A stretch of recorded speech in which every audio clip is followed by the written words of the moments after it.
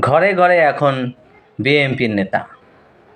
ওরে ভাই, নেতার জ্বালায় রাস্তাঘাটে হাঁটা যায় না।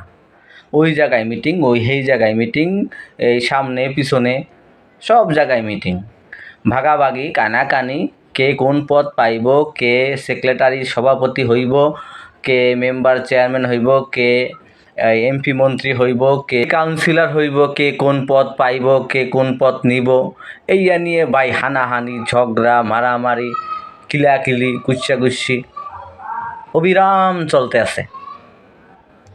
সরকার পতন হওয়ার আগে তো আপনাদের দেখা যায় নাই। আপনারা কোথায় ছিলেন?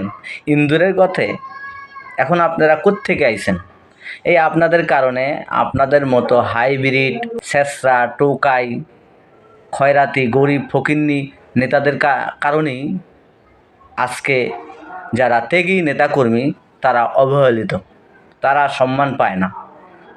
এই আপনাদের জন্য এখন অনেক ত্যাগী নেতাকর্মীরা মিছিল মিটিংয়ে যায় না, দল থেকে সরিয়ে আইতে চায়, শুধু এই হাইব্রিড নেতাদের কারণে।